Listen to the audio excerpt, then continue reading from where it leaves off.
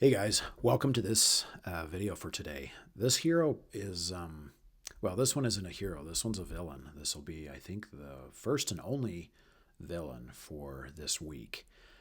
Some weeks are a little more villain heavy, other weeks are a little less on the villains, but this week we've got at least one villain.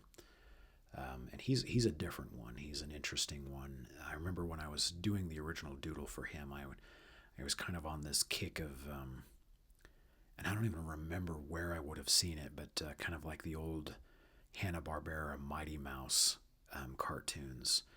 And I remember I saw like maybe it was a clip on YouTube or something, and it was just kind of I really loved the aesthetic of a little tiny hero performing feats that would usually be relegated to a full size superhero, but all of a sudden you've got like this mouse sized character, lifting cars and performing feats like that. And so yeah, it was.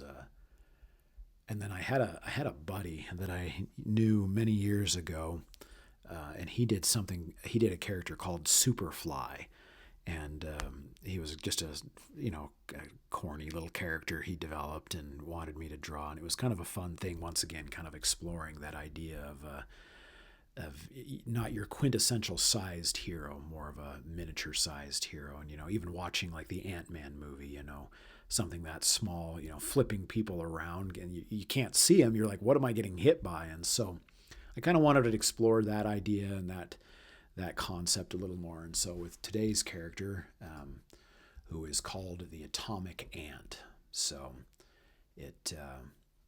that, and with this character as well, I wanted to kind of explore the ability of like multiple appendages. So obviously, he's got a full six limbs. Two of them would be considered legs, but and then he's got four arms. But kind of exploring once again that insect kind of a feeling and stuff. But yeah, once again, just a quick little doodle, but nonetheless, I wanted to kind of explore his backstory a little more. Obviously, I didn't have time a lot back then, 11 years ago, but now over the years, I've had an opportunity to kind of look and think and develop out his abilities and characteristics. So let's get into Atomic Ant.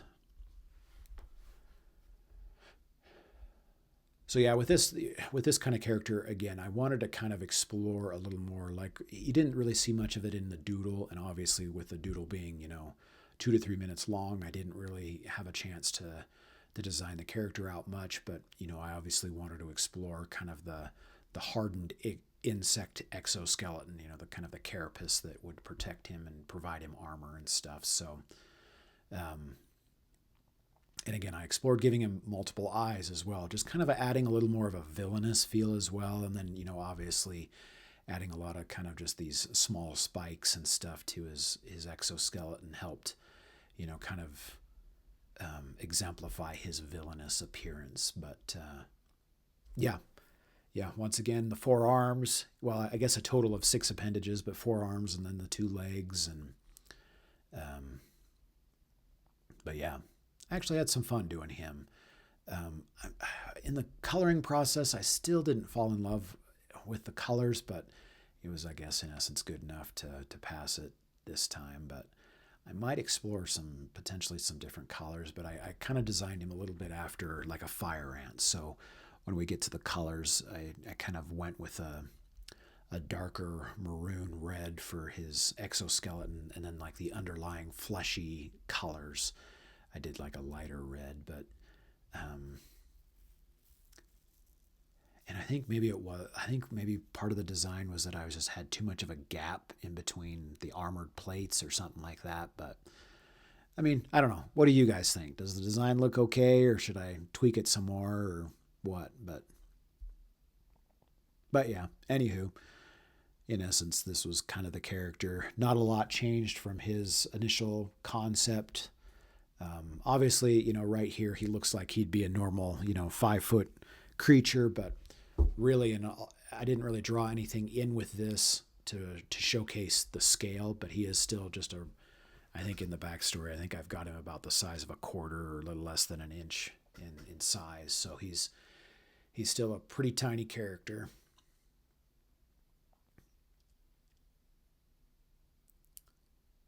But yeah, the other thing too is as I was writing as I was writing out his backstory, I was kind of struggling a little bit with him. He wasn't a character that I was, because again, when I did the original doodle, it was just kind of like, oh, let's do something that's fun, and I really didn't take any forethought into how I would incorporate him into an actual, working world, and so that was a bit of a difficulty. But I think I came up with a pretty decent backstory for him, and rather creative and inventive. So yeah, putting in just some reflective light here, and I chose just kind of a green color to help kind of accentuate the red and kind of once again to give him that villainous feel. You got that red, and then you got kind of a weird glowing green to help emphasize just that villainous appearance of the character. So yeah, here is the finalized drawing for Atomic Ant. And again, let me know what you guys think about the character design and stuff. Again, as I look at it again, I'm like, it doesn't look as bad as I thought it would. But again, I'd be curious to think what your guys' thoughts are on it. So yeah, here's his backstories and powers and abilities. So Atomic Ant. In the late 1950s, at the height of the Cold War paranoia, the United States Army, under the direction of several covert programs, detonated a prototype cold fusion bomb built using technology reverse engineered from the wreckage recovered at Roswell. At first, the test appeared successful, but when analysts reviewed the data, they discovered that strange emissions from the blast had affected personnel over a mile away in the observation bunker. Among them were a military colonel and a scientist, both of whom suffered an inexplicable phenomenon. Fragments of their intelligence, personality, and human essence were stripped from them and imprinted onto an ant crawling along the bunker wall behind them. The creature not only gained human consciousness, but also superhuman powers, and from the scientist, who was a secret Soviet spy, inherited a burning hatred for the United States and its influence. Once again, this character really doesn't have a real name. Again, it's about 3/4 of an inch in length or height, and weighs, a little less than a pound or about a pound. So, powers and abilities. Through the mysterious effects of the cold fusion blast, the ant evolved far beyond its natural state. It could speak, reason, and grew to roughly the size of a quarter.